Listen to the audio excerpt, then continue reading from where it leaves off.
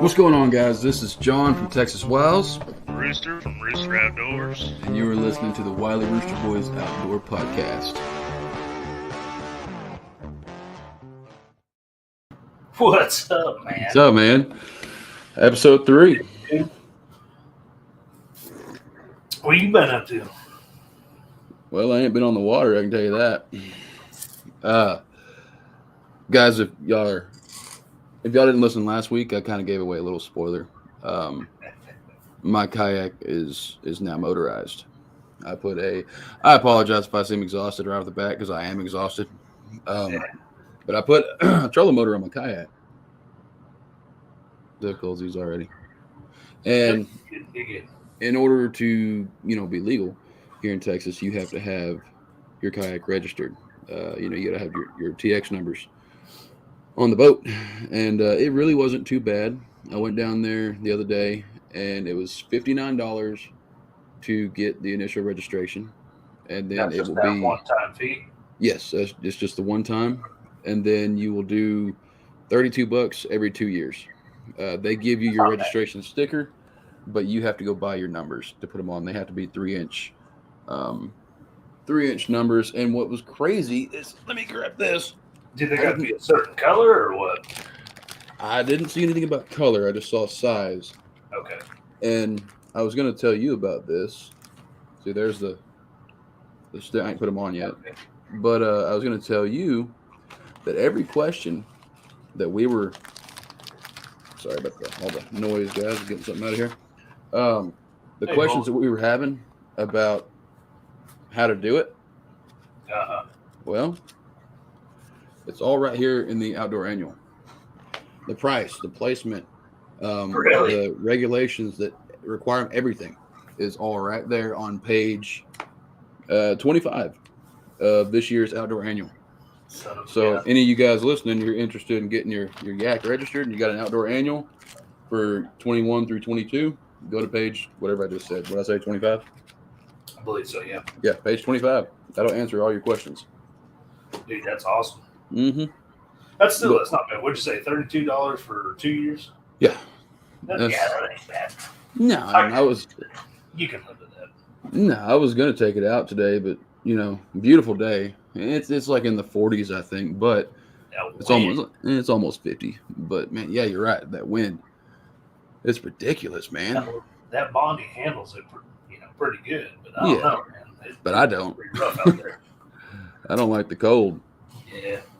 I used to. But yeah, I'm curious to see how that thing's gonna run, man. I really am. I got to figure out how I'm going to launch. I don't know, and that's why I want to make sure I get out there on the water with this trolling motor. Guys, if it's a little bit different than any of the other setups that you've seen on a Bonafide. If you guys go to my channel on Texas Wiles, you'll see, I think it's the latest video. Well, I guess this will be the latest video now, but it's called Bonafide SS 127 trolling motor install, I think, with the Yak Gadget pod mount. And if you guys haven't checked that out, go to these guys right here, Mariner Sales. Yes, sir. And get it from them, because it's going to sound like I'm bashing Yak Gadget, and I'm not. And I may have spoke on this last week, but I ordered that pod mount from them online, and because it said it was in stock and all that stuff. 1 second, Bullets. I'll answer that question. They said they were in stock and all that stuff, so I'm like, all right, cool. I order it, and like 8 or 9 days go by, it hadn't even shipped. And I messaged them, and I was like, hey, y'all, what's going on? And they said, oh, we'll have it shipped out early next week because our shipment of plastic is delayed. And I'm like, then why does it say in stock on your website? So I canceled that order, and I called Mariner Sales, and they shipped it to me, and I think I had it within 2 or 3 days. But the folks over at Mariner Sales are awesome. Yeah, dude, they're way awesome. And I'm with you. Why would you say a product is in stock and then you're like, oh wait, this is back ordered? Sorry, guys. Right. I mean, this is what this website does. Yeah, exactly. And bullets, to answer your question, he says, how big of a motor? It goes by thrust, right? And yeah, this mount, this bracket that I got for the trolling motor, it's made for 30-pound thrust or below. So I got a 30-pound thrust Minn Kota that I put on it, and yeah, if you watch the video, man, it looks it looks pretty good. Yeah. The way it is, I can steer with my knees if I want to. I don't need to, but if I wanted to, like, set it on a slower speed and just troll, I could fish and steer with my knees. Yeah. And that yak gadget, they're pretty good, but those attachments, correct me if I'm wrong, what is it? It's Feel Free, Big Fish, Bonnie's. I think that's it. Is that it? And I'm having some issues here, folks. My internet keeps on dropping out, so if I get a little bit blurry. But we still got your audio, so okay, cool. On that aspect. But I don't know. Are there any other yaks out there on the market that have removable pods? I don't know neither, but I do say Feel Free just as a wink. Yeah. Well, I imagine Native does, because technically, I was thinking it was Native or Old Town or something like that I thought I seen on there. I don't know. I might have to look and see here. I'm thinking that Native probably does, because I want to say that Bonnie is under Native now. I think the Bonafides and the Natives are made by the same company. Really? Okay. I believe. Well, they're both decent kayaks, so I mean, it wouldn't surprise me. But, and I am just now realizing that I am signed in to this streamer as guest. I'm not signed in as admin, so you got to do all the good stuff. That's strange. Well, okay. But anyway, as it's just been a fun Saturday so far. I am telling you, we had none but problems today. Yeah. Oh well. But we're getting close to our first break, so the one thing I do want to go into before we go to break is tungsten versus lead. This is just going to be like a little quip, because I was thinking about this the other day. I was listening to Gene Jensen. I don't remember if it was on Paddle and Fin or if it was on one of his Friday Night Lives. I don't know. But if you guys don't know who Gene Jensen is, he's a fluke master.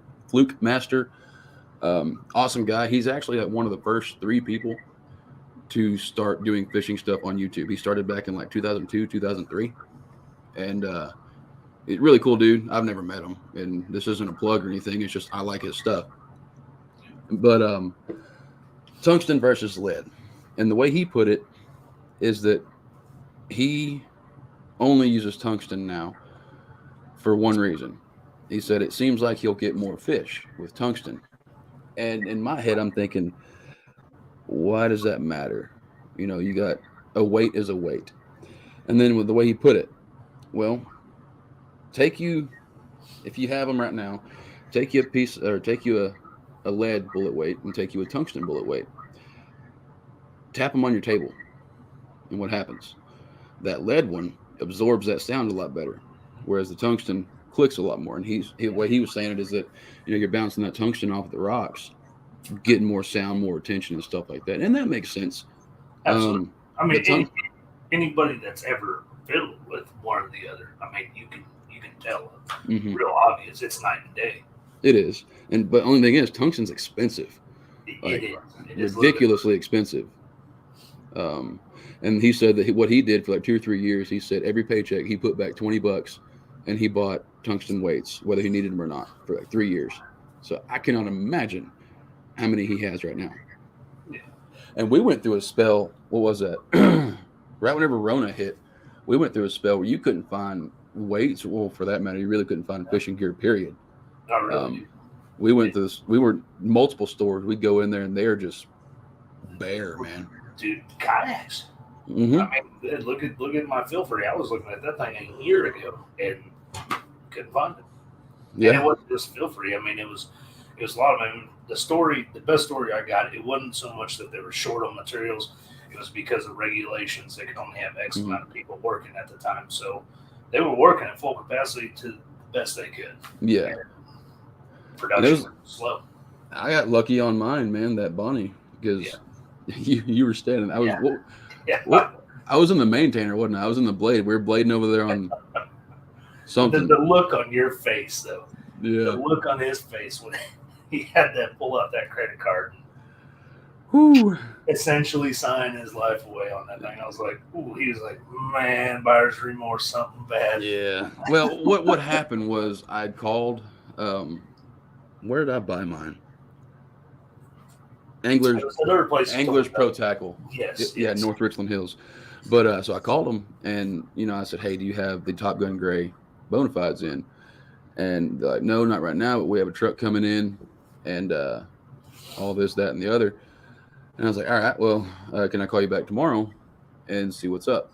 And like, yeah. So I called them back, and they said that like 90% of all the yaks on that truck have already been bought. And I'm like, "Oh crap!" And she tells me, "Well, we do have one left, the Top Gun Gray, SS 127." And I said, "I want it," And hindsight, she may have just been telling me that to make a sale. Maybe. If she was, kudos. That's a great sales tactic. You got me. But I got what I wanted out of the deal. So that's why right then and there, I paid for it over the phone. And was it the next day or like the following Monday? I went and picked it up. I think it wasn't the next day. It was the day after that, I think, is when you went in. Yeah. And to be fair, I mean, I don't know if she was fibbing because at that time, yeah, we're going quick. I mean, absolutely. It was, unbelievable how quick the stuff was going. But yeah, I mean, either way you got it, it's a beautiful kayak. I love it. There's days I love my feel free. Don't get me wrong, I absolutely love that kayak, and that's why I bought it. But I'm like, shit, I just got a Bonnie. Right. And I think they're comparable. And you guys will see in the future, Rooster and I are going to do some head-to-head videos between the two yaks. And I believe that, honestly, they're going to be pretty much neck and neck, I think. I really, they're both going to have their pros and cons. I think you're right. I think it'll be a pretty even playing field.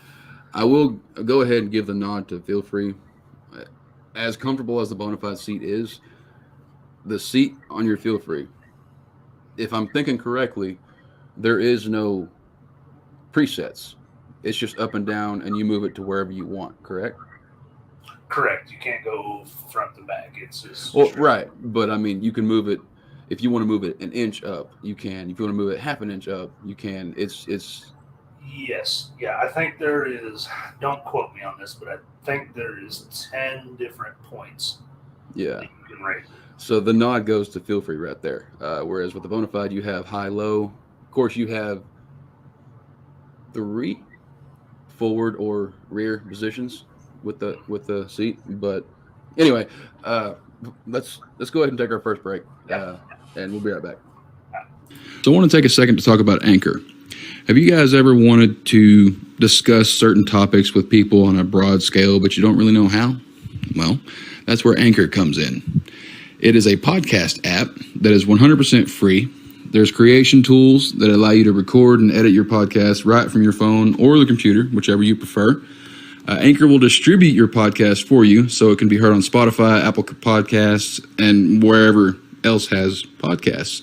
You can make money from your podcast with no minimum listenership. You just record, upload, Anchor will distribute it, and should you monetize it, you get paid for it. It's everything you need to make a podcast all in one place. So be sure to check out the App Store, download the free Anchor app, or go to anchor.fm to get started. No, looks like we've got our first bot in here in the comments. I've got a second one, looks like. Here we go. Man, those are getting bad. Yeah, pretty quick. This is way off subject, but I got to do it for this show. I've been testing on my own with an app called Nightbot, and I'm sure a lot of people know, but it's supposed to help take care of that stuff, so we ain't gonna have to worry about it. We'll probably try to implement that in the future. Again, this is a learning curve for both of us because we're doing live for the first time, so it's kind of hard, we've got people commenting, and we're not trying to ignore you, but we're right. Yeah, so get that taken care of in the future. Before we get into the meat of what we're going to talk about today, how do you feel about going ahead and spilling the beans on what we're planning on doing on the season finale? Or do you think we're there yet? Or do you think it don't matter. I mean, we already determined what we're doing. I'll let you tell them what we get, but I'm going to say we talked about it on the first episode. Actually, I think we talked about it before the first episode when we were still doing kind of the test runs. The money we make off of this is going right back into the show for you guys, the viewers. Yes. So, I mean, it's making all of this possible for you guys. We appreciate it. Don't get me wrong. We absolutely appreciate it. So, I'll let you go ahead and talk about what we're going to do for the finale. I was trying to pull it up, but I guess I don't have that. I guess I don't have that page open. I don't remember the name of it, but we're giving away a combo. Yeah, it's going to be. We'll talk about the specifics of what it is. Next episode, I'll have to find it, and pull it up. But we're giving away a pretty good combo. Except what we're gonna do is it's not gonna be on us until we have a winner, because I don't know how to go about shipping. Is whoever wins this giveaway, whenever it's ordered, we're going to put your address in and it'll just get shipped straight to your house. So we're going to cut out the middleman there and just get it sent shipped straight to you. So we'll go ahead and start now. If you guys want to get yourself entered into that, what we're going to need you to do is go to the Wiley Rooster Boys YouTube channel and comment on a video, any video, like the video and comment something along the lines of combo giveaway or something like that. So we have 6-7 more weeks until we're going to do this giveaway. So hopefully we can get a bunch of people in there. And that's kind of what I'm thinking. I think combo giveaway. Personally, I think just leave the comment combo giveaway. I think we should just set that in stone. Sounds good. Combo giveaway. And while we're on the subject, I know everybody else can't see, but bullets. There's nothing. Wait till we get 10,000 in there. Yeah, that's right, man. But while we're speaking on going places and looking at stuff, there's a supporter link in the description of this video, and should you decide to click on that and support the show, either 99 cents, $5, or $10 a month. Once we hit 10 supporters for this show, we're going to do another giveaway from Scissortail Forge, our good friend and knife sponsor, Mike Slauson, Slaw Dog. He is going to make a custom blade for one of those lucky 10 people. So if you guys are interested in that, awesome. We're not coming out hat in hand, but if that's something you guys want to do. Well, I don't know if you can see it, but right there is my Scissortail Forge knife, and the camera's right there. Yeah, mine's right. That's John's boys. So mine's right there. They're really nice knives. I'm just saying, if it was me, I'd get into it before there was more than 10. But yeah, absolutely. I was going to ask you, we kind of have a main topic. I know it's a minute or two early. You want to go ahead and hit our last break so we can just let's on what we were going after? Sounds good to me. All right. We'll be right back after this. Hey, y'all. I wanted to take a moment to tell you guys about one of our sponsors. Not only are they one of our sponsors, but they are an incredible American company, and they sell fire starting gear. The name of this company is Bigfoot Bushcraft. Now, this stuff works exactly as it is advertised. You take one of those plugs, expose the fibers, one strike with that ferro rod, you got yourself a flame. A decent flame at that. And this flame will burn for 5 minutes or more. So you get that thing put on your tinder, and that's more than enough time to get yourself a sustainable fire. So be sure to head on over to bigfootbushcraft.com. Use discount code WileyRoosterBoys, all one word, at checkout for 15% off your order. And every order placed with our discount code helps support our show. So get on over there, get you some gear, and get you a fire. It's kind of funny. This isn't anything outdoors, but Rachel and I just started watching Breaking Bad again. And if anybody's ever watched Breaking Bad, the camera work in there, it's not steady when you're watching it. And if you hadn't noticed this before, you will now. But the camera work is like, it kind of moves, it kind of shifts a little bit. And that ad just now, how you have the effect in there. That just made me think of if Rachel was watching this. I bet she was like, oh. But You guys, had too much coffee to drink that day. dude, yeah, that's what it is. I bet I've had 2 pots of coffee. Dude, you've been putting it down today. But the main topic that we want to talk about this episode, It's getting warmer. It's getting warmer. And a few weeks ago, I had a hankering for some fish. So I went out. I caught about four. I caught 4 fish. One of them was over 5 pounds. 2 of them were about 4.5, and one of them was like three something. I felt bad, cutting up fish of that size, but dadgummit, man, they were good. So anyway. Well, I mean, I just want to add real quick. I used to work for this company, did a lot of agriculture stuff, but we had this company come in, they'd sell fish, here in Texas, in this area specifically. There's a lot of people that have little ponds. Mm-hmm. So, I mean, we'd sell the heck out of fish to people stocking ponds. And that was something they always told me, though. When you have a little pond like that, it's actually kind of critical to take, and it's not just a pond, a lake too. It's kind of critical to take fish out of it. I mean, it helps the population grow. So, I mean, it's kind of like culling. It's not something necessarily to feel bad about. Yeah, I guess culling is the wrong word. Population control, I guess. Yeah. Well, I went out and I got those fish, and I come back to the house, and I'm filleting them, and what did I find? Those 3, the 2 4s and the 1 5, they were females. They were plumb full of eggs. I'm telling you, them things. The egg sacs were probably 3.5, 4 inches long. I mean, plumb full of eggs. Now, does that mean that we're about to be spawning right now? Probably not. No. Especially since, in the past couple of weeks, we had a huge winter storm come through, and that's probably going to jack everything up. But that gave me that glimmer of hope that I've been looking for, and that's what brings us into the meat of our show, pre-spawn. Mm-hmm. Well, what works best for pre-spawn? A lot of folks say that it's red, and I don't disagree with that.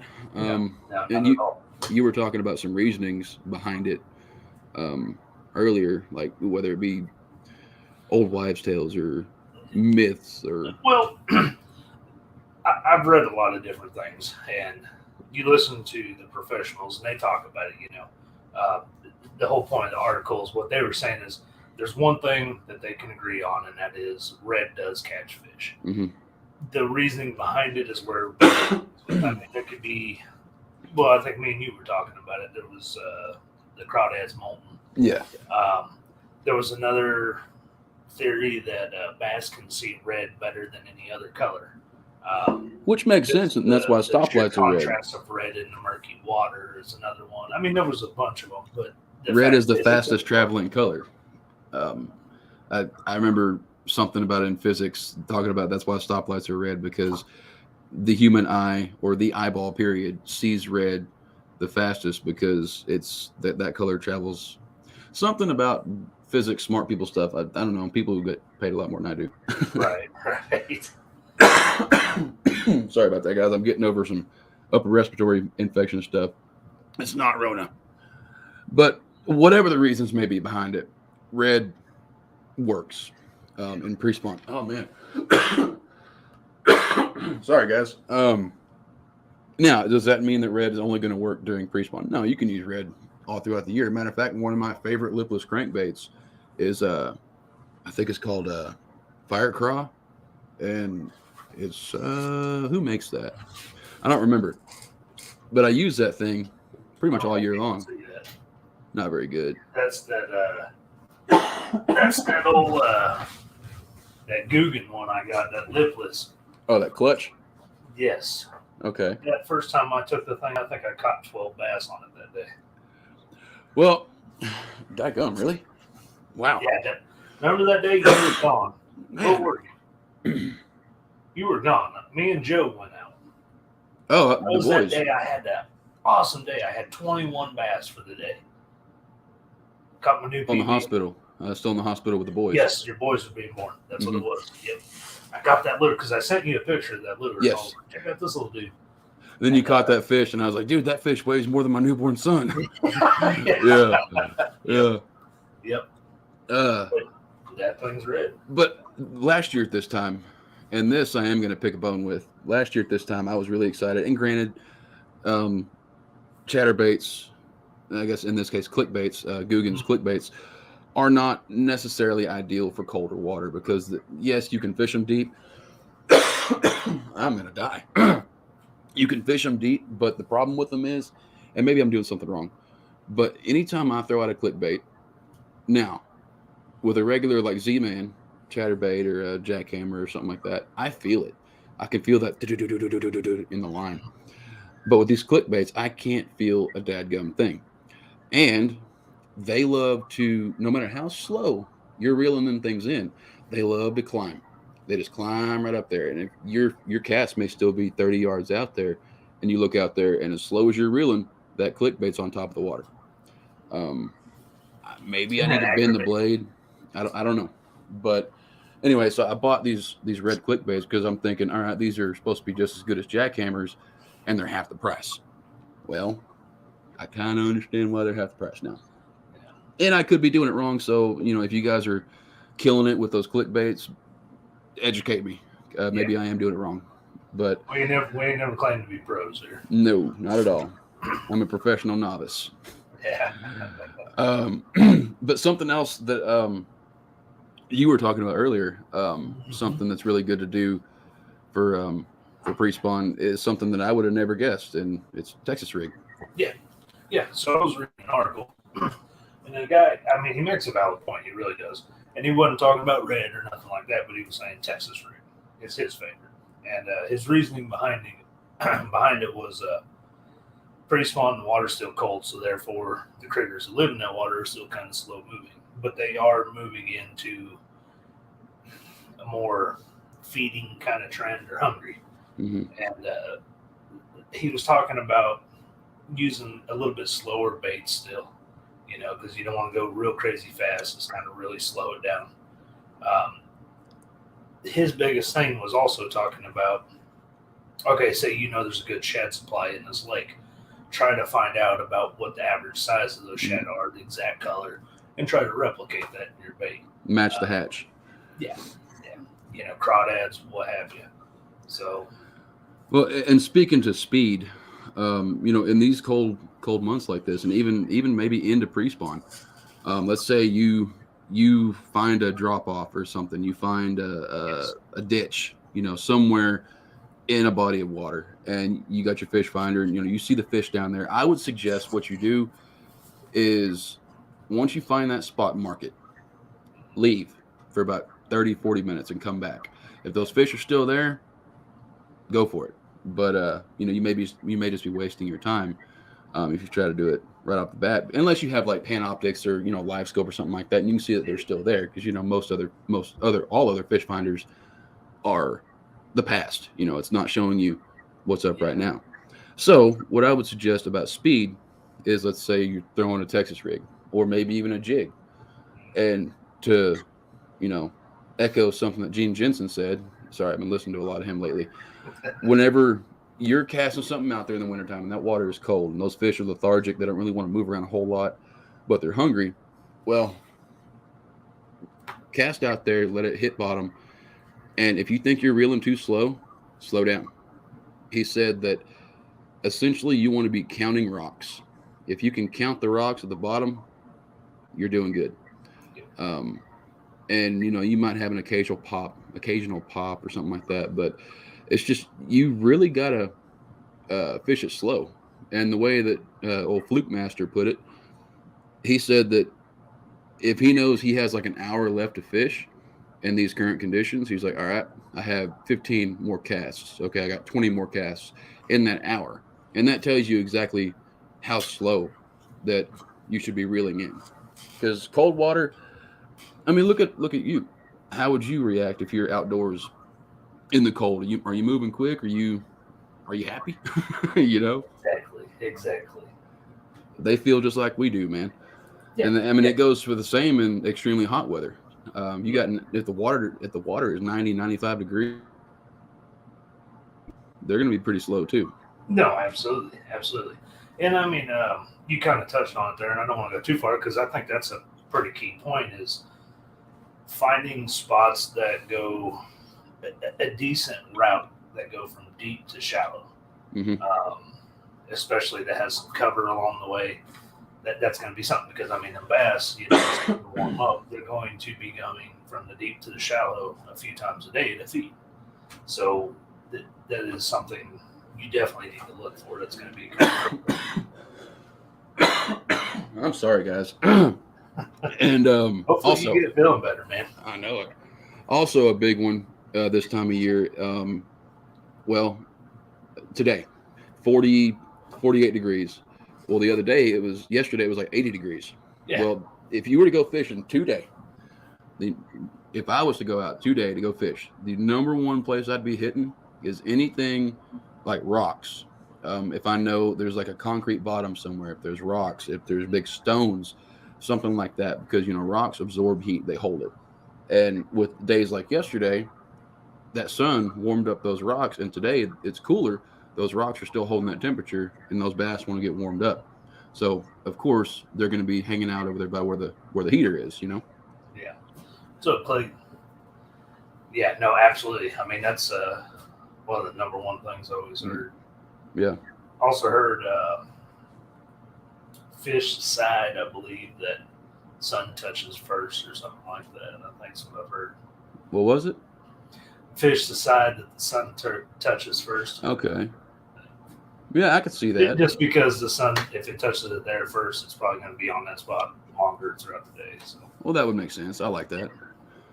Huh. But I do know that whenever I do go out on the yak with the trolling motor, the first place I'm hitting is we're going out to the state park, or I want to go out to the state park. I'm going to that creek. I was looking at it on maps, and man, everybody says that that's like the best place to catch fish at that lake. Really? And, you know, normally it's kind of hard to get to just by paddling. You can do it by paddling, but, you know, it's pretty good ways. Yeah.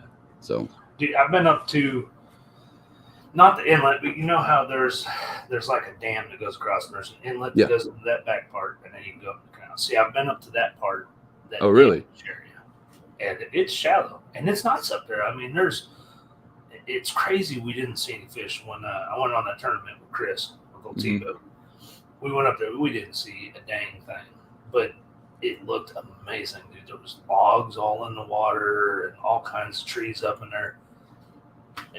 Real nice, but we didn't go that far up because it got pretty shallow. But Bullets just now said, don't forget about black bottom rather than sand bottom spots. And that reminded me of something else. We were talking about Texas rig a minute ago.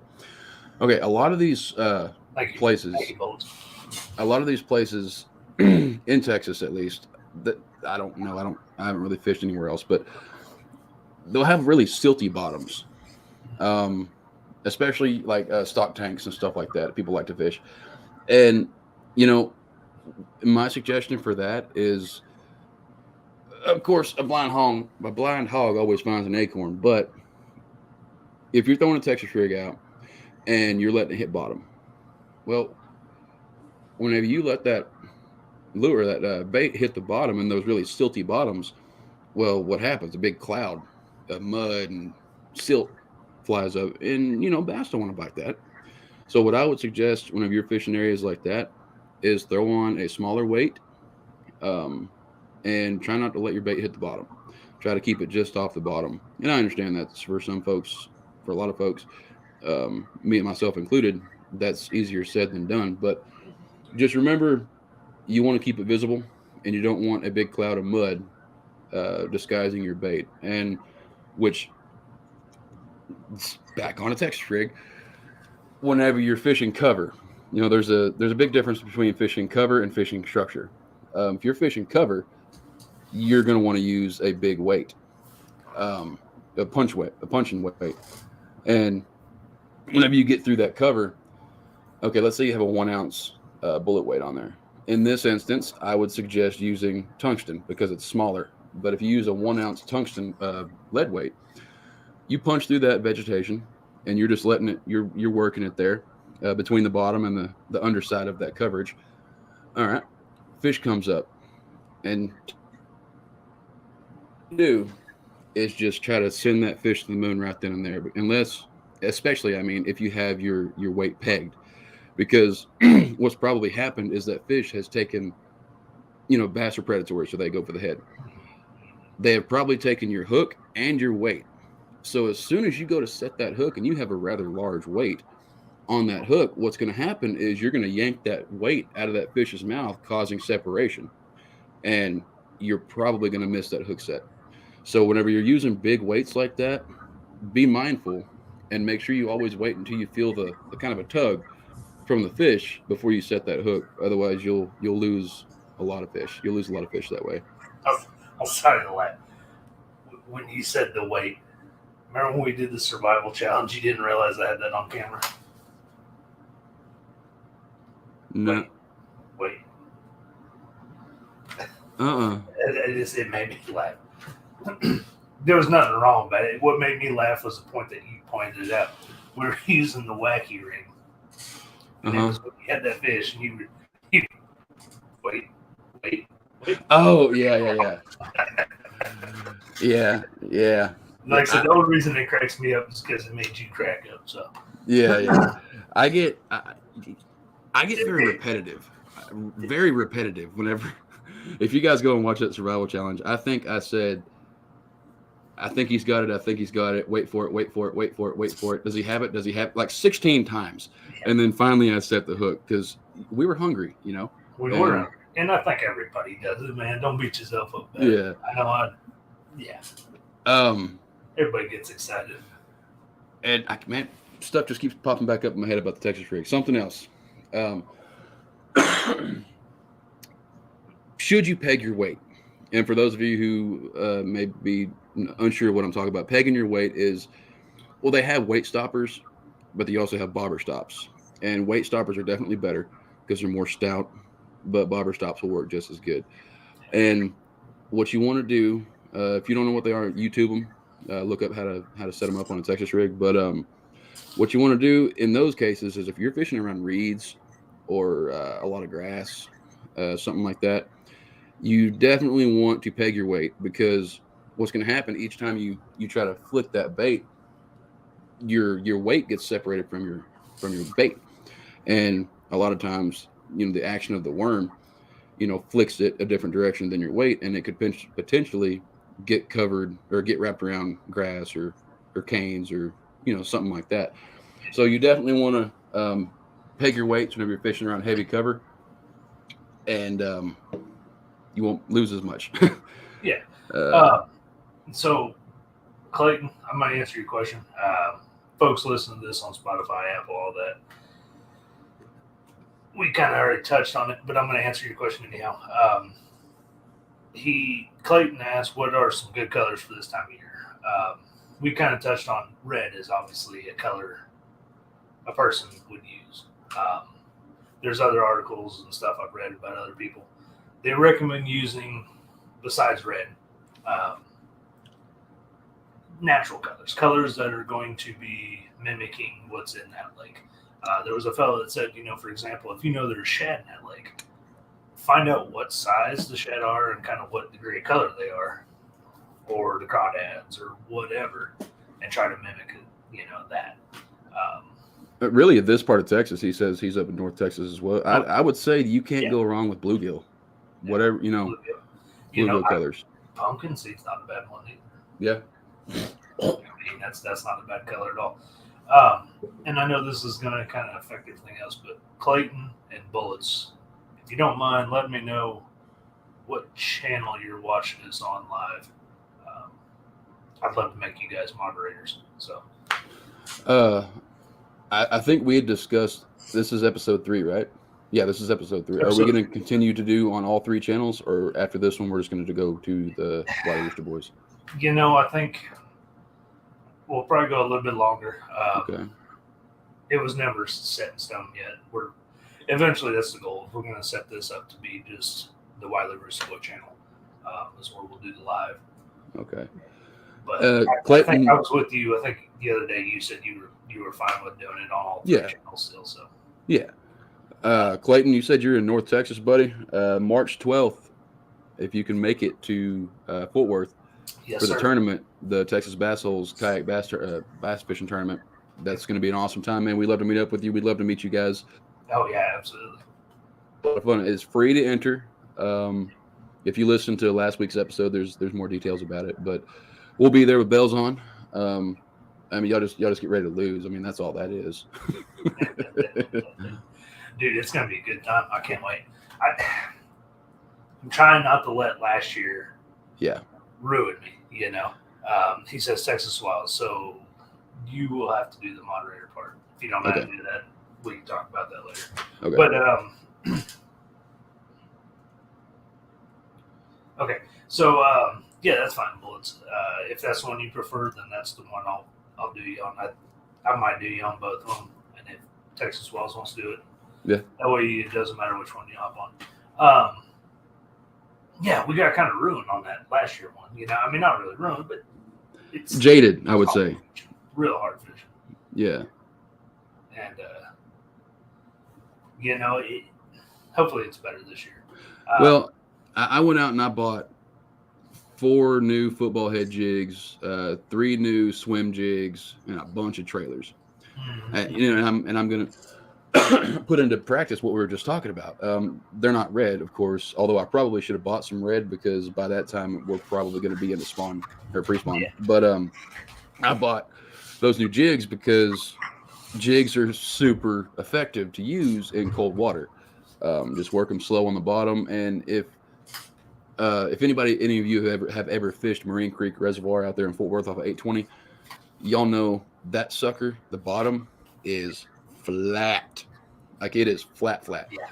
And the fish love to hang out on the bottom.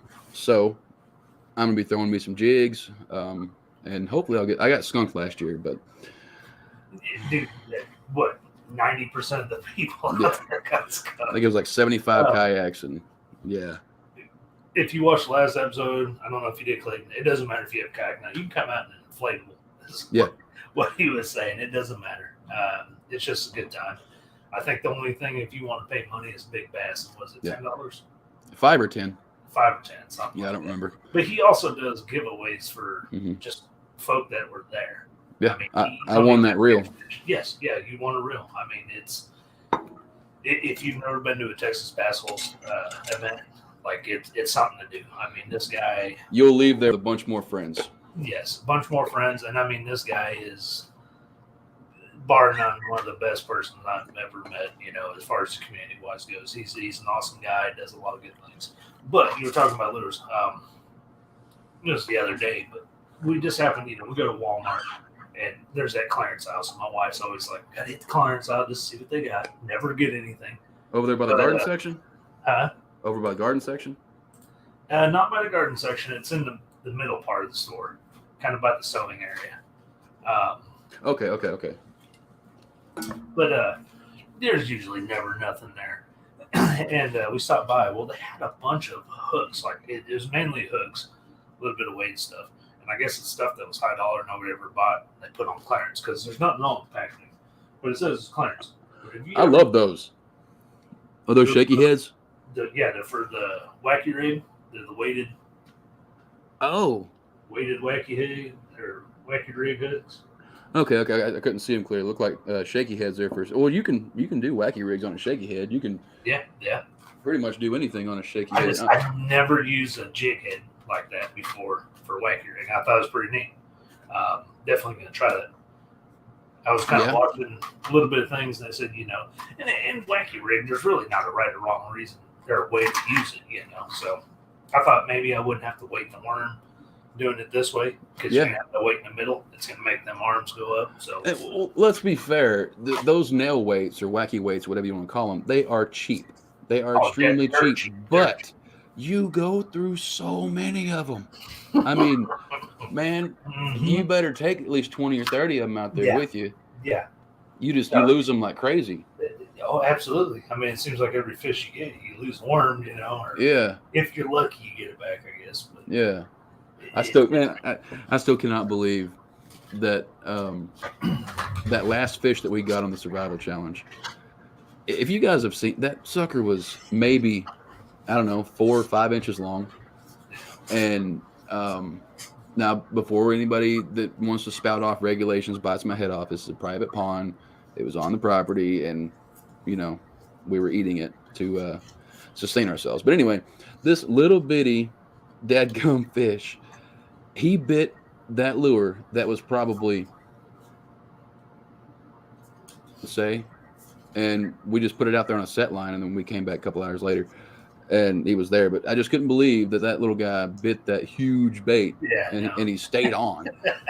And we got busy cooking that thing while we were doing some crafting or something, building chairs, something like that. And we ended up essentially turning that fish into jerky, but hey, it's still ate. So it always cracks me up when them little guys go after that.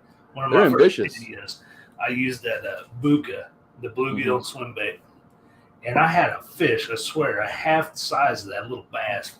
Bam! Hit that thing. It just cracked me up, dude. Yeah. But that was the other thing they had in there, a bunch of 6 cents wacky hooks. $2.12 for those? Dude, that's not bad. I picked up a few of those, yeah. Yeah, dude, they had a huge box just full. I guess because they're high priced, nobody ever bought them, so they put them on clearance. They had a huge box of them. Well, and that kind of goes back to something we've touched on before, is you don't need the most expensive stuff to catch fish. Fish don't care what you're using, you know? Yeah, we've always said that, you know, and that's just, we were talking about at the beginning of the show, the tungsten, you know, versus lead. Do you have to have tungsten and pay a little bit more? No.